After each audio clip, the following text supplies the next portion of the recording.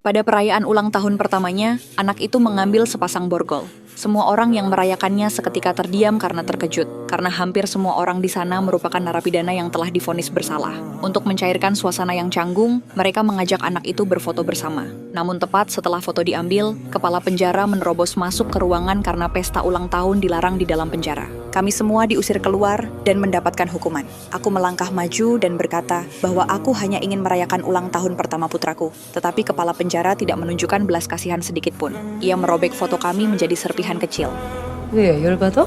그러니까 더러운 걸 안 보려면 죄를 짓지 말았어야지. Aku langsung terdiam mendengar ucapannya. Rasa bersalah menghantuiku karena jujur saja, aku memang berakhir di penjara karena kesalahanku sendiri. Dan putraku tidak punya pilihan selain hidup di balik jeruji besi bersamaku.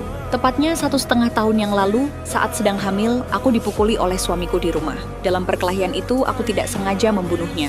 Aku pun dijatuhi hukuman 10 tahun penjara dan melahirkan di sana. Menurut hukum Korea, seorang ibu yang melahirkan di penjara boleh merawat anaknya di dalam sel sampai usia 1,5 tahun. Selama setahun itu, anakku jadi sumber kebahagiaan bagi seisi penjara. Bukan cuma sesama narapidana yang sayang padanya. Bahkan para sipir pun dengan senang hati menggendongnya sambil berpatroli.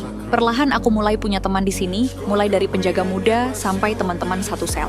Hidup di penjara memang serba terbatas, tapi selama ada putraku di sisi, semuanya masih terasa hangat. Suatu hari, ada narapidana baru masuk ke sel kami. Begitu datang, dia langsung duduk begitu saja. Teman-teman satu selku niatnya ingin memberi pelajaran sedikit, tapi dia kelihatan tidak takut sama sekali. Saat keributan hampir terjadi, putraku berjalan mendekatinya karena ingin dipeluk oleh wanita cantik itu.